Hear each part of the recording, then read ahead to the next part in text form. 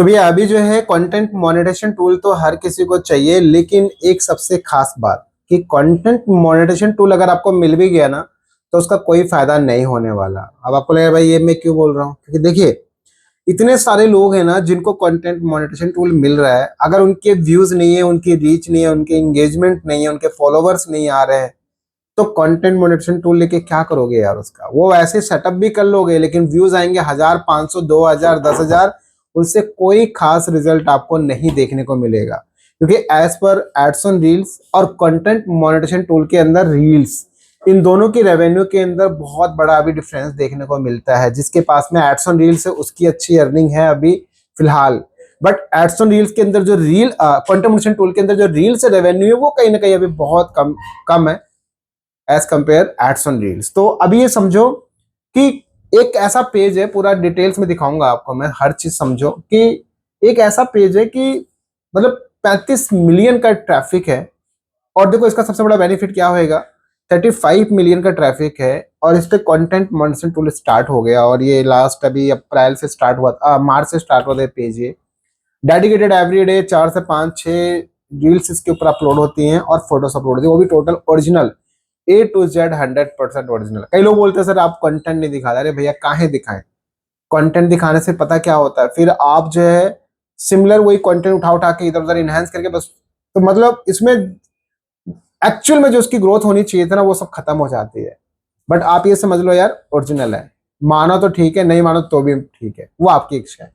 But ये समझ लो कि भाई पॉसिबिलिटीज है और बहुत सारी चीजें। तो पहले एक बार देखो आप, आपको मैं हर चीज दिखाता हूँ मैं कि एक्चुअल में कैसे इसके ऊपर इतनी रीच आ रही है और कैसे क्या है पूरा स्ट्रक्चर, और इतना जो है रीच आ रहा है। तो इसका सबसे बड़ा जो बेनिफिट हो, जो मैं आपको बता रहा हूँ, सबसे बड़ा बेनिफिट यही होगा कि आप जैसे ही इंस्टेंट इस पेज के ऊपर मोनेटाइजेशन टूल मिला, जैसे ही इसके ऊपर काम स्टार्ट होगा ना, इंस्टेंट व्यूज आएगा, इंस्टेंट आपका रेवेन्यू गेन होगा बहुत सारा। तो पहले आप समझो चीजों को, देखो ताकि हर चीज क्लियर हो जाए। जैसे देखो अभी आप यहाँ पे ओवरव्यू देखोगे, आप 15 मिलियन का रीच है। आप यहाँ पे देखोगे ये रहा लास्ट, ये जो है टोटल यहाँ पे 15 मिलियन का ये रीच है। कब से? अप्रैल 12 से लेकर मई 9 तक, ठीक है। और आप देखोगे 37 मिलियन का व्यूज हो गया, यानी अभी मैं देखा था थोड़ी देर पहले तो 35 मिलियन था, अभी 37 मिलियन का व्यूज हो गया। और यहाँ पे देखोगे फॉलोवर्स वगैरह नॉन फॉलोवर से सबसे ज्यादा है, जबकि फॉलोवर से सिर्फ 14,252 है, जो कि कम है क्योंकि फॉलोवर से भी रीच आनी चाहिए। और यहाँ पे डेटा भी आप ट्रैक कर पाओगे, सब चीजें देखो, इंटरेक्शन वगैरह हर चीज आप यहाँ पे नोटिस कर पाओगे। चलिए अब एक चीज देखो, सबसे मेन बात कि अब मैं आपको दिखाता हूँ मोनेटाइजेशन टूल है ना। तो हम यहाँ पे जाते हैं टूल में, और टूल में जाके जैसे यहाँ मोनेटाइजेशन पे जाते हैं, और मोनेटाइजेशन टूल पे जाने के बाद आप यहाँ पर देखोगे सब्सक्रिप्शन मिला हुआ है, और यहाँ पे आप देखोगे हमारे पास स्टार भी मिला हुआ है, और यहाँ पे आप नोटिस करोगे कंटेंट मोनेटाइजेशन टूल भी आ चुका है। तो जस्ट आपने क्या करना है, इसके ऊपर करना है हमें सेटअप, गेट स्टार्ट के ऊपर क्लिक करोगे, कंप्लीटेड ये हो ही रखा है। और यहाँ पे एग्री टर्म्स एंड कंडीशन पे क्लिक करो, सेटअप अकाउंट पे क्लिक करके आपको यहाँ पे नेक्स्ट पे क्लिक करना है। और जैसे नेक्स्ट पे क्लिक करोगे तो देखो एक पहले से पे आउट है जो इस किसी अदर टूल का है, बट इसको हमें यूज नहीं करना है। मेरे को क्या करना है, यहाँ से बिल्कुल एक नया पे आउट अकाउंट बनाना है।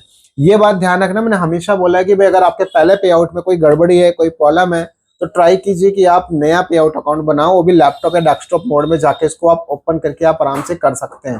तो यहाँ पे जैसे क्रिएट अकाउंट पे आप क्लिक करेंगे, क्योंकि देखो पुराने वाले अगर आपने सेलेक्ट कर लिए, आप फॉर एग्जांपल मान लो उसका नॉन प्रॉफिट है, या मान लो कोई और टाइप का अकाउंट है, नाम गलत है, डेट ऑफ बर्थ गलत है, या तरह तरह से और भी बहुत सारी प्रॉब्लम्स का हो सकता है उसमें हो, तो उन सबसे बचने का सबसे बेस्ट मेथड है कि आप यहां से डायरेक्ट कंटेंट मोनेटाइजेशन टूल मिले तो एक नया पे out account, create new business account पे क्लिक करो, और यहाँ पे आपको फर्स्ट नेम और लास्ट नेम डालना है। बस ये ध्यान रखना है कि जो भी आपको यहाँ पे डालना है वो एज पर डॉक्यूमेंट डालना है, यानी कि डॉक्यूमेंट के हिसाब से आपकी पूरी डिटेल्स होनी चाहिए, और ताकि किसी भी तरीके का कोई भी मिस्टेक ना हो। ऐसा ना हो कि यार वो प्रॉब्लम्स हो जाए आपके लिए। तो एक बार मैं डॉक्यूमेंट्स में एक बार मैच कर लेता हूँ, ताकि, क्योंकि देखो यार जब ये सब चीजें हो जाती है तो फिर बाद में प्रॉब्लम आ जाती है। तो मैं एक बार यहाँ पे सब कुछ मैच करता हूँ, यहाँ पे शिवम, और उसके बाद में ये ठीक है शिवम निषाद, परफेक्ट। तो यहाँ पे मैंने ये डाल दिया, और इसके बाद में डेट ऑफ बर्थ वगैरह हम सेलेक्ट कर लेते हैं। और डेट ऑफ बर्थ वगैरह जब आप सेलेक्ट करें तो बहुत ध्यान से करना है भाई, गलती मत करना, नहीं तो समस्या रहेगी, ये बात ध्यान रखना। तो यहाँ पे डेट ऑफ बर्थ हमारी है, ओके परफेक्ट। सो मैंने यहाँ से डेट ऑफ बर्थ मैंने यहाँ पे चेंज कर दे रहा हूँ थोड़ा सा, क्योंकि इसमें ईयर कुछ और है, ठीक है। ये दोनों चीजें हो गई।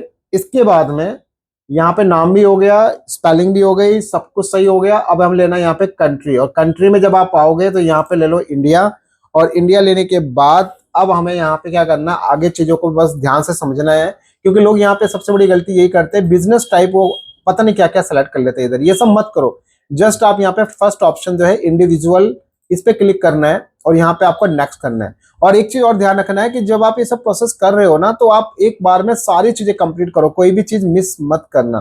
तो हमारे पास यहाँ पे एड्रेस आ गया, ये सब चीजें अब मांग रहा है यहाँ पे सब कुछ, यहाँ पे पैन कार्ड, और यहाँ पे जीएसटी और वैट है, इसका कोई जरूरी नहीं है, आप जस्ट अपना पैन कार्ड नंबर डाल के भी इसको प्रोसेस कर सकते हो।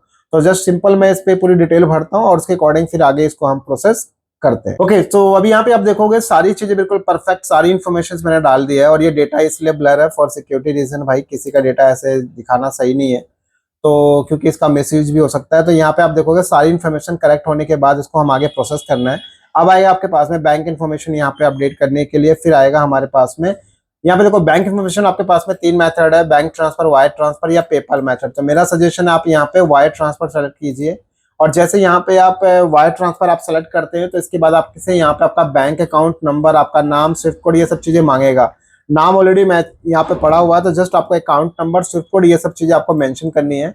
तो जस्ट मैं यहाँ पे अकाउंट नंबर डाल देता हूँ, और जो स्विफ्ट कोड है हमारा, वो स्विफ्ट कोड हम यहाँ से इंपोर्ट कर देते हैं। तो अभी आप यहाँ पे नोटिस करोगे आगे हमारे पास में आया टैक्स इन्फो का, और जैसे हमारे पास टैक्स इन्फो का ऑप्शन आया तो जस्ट यहाँ पे कंटिन्यू करना है, और कंटिन्यू क्लिक करने के बाद आपको यहाँ पे कंटिन्यू एज यूएम, और इसके बाद आगे यहाँ पे हमें फॉलो करना है, यानी टैक्स इन्फॉर्मेशन भरना है।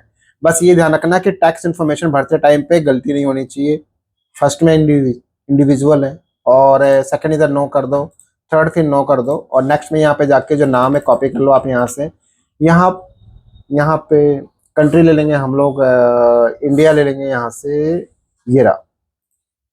और बाकी सब चीजें बिल्कुल परफेक्ट है। स्क्रीन ब्लर है भाई, क्योंकि यहाँ पे सब चीजें मेंशन है, इसलिए दिखा नहीं सकता आपको। बाकी यहाँ पे नेक्स्ट करते रहो, और अगेन यहाँ से हमें कंट्री सेलेक्ट करनी है, और ये हमारे पास आ गया इंडिया, ठीक है। नेक्स्ट करना है, और नेक्स्ट करने के बाद यहाँ पे जस्ट यहाँ पे नाम एंटर करना है, और इसको कर देना है यहाँ पे नेक्स्ट। और जैसे नेक्स्ट करोगे तो यहाँ पे आपका एक पीडीएफ फॉर्म बन के आ जाएगा। चाहे तो आप अपना टैक्स भी देख सकते हैं, कितना % आपको कटने वाला है पार्ट 2 के अंदर।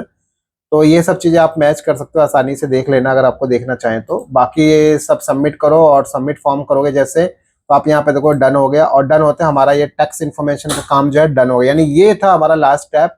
और फाइनली आ गया यहाँ पे यू आर ऑल सेट, और बस अब यहाँ पे अपडेट पे आउट सेटिंग करना, कुछ ये कर सकते हो। तो ओवरऑल सब चीज हमने डन कर दी। यहाँ से डन करके इधर भी डन कर दो, और उसके बाद यहाँ पे सबमिट पे कर दो। जैसे सबमिट पे हम लोग क्लिक करते हैं तो फाइनली हमारे पास है यहाँ पे एक मैसेज देखने को मिलेगा, success, you are ready to start earning with content monetisation, और लिखा आ रहा है you have successfully set up your page for content monetisation. और बाकी यहाँ पे सब हो गई भैया, टेंशन खत्म, और हमारा पेज हो गया मोनेटाइज। तो ये पूरा एक स्ट्रक्चर्स है, एक पूरा एक पैटर्न है कि आपको अपना अगर कंटेंट मोनेटाइजेशन टूल अगर सेटअप करना है तो कैसे करोगे। बाकी स्टार्स ये सब चीजें हैं, तो इसको भी अभी देख लेते हैं।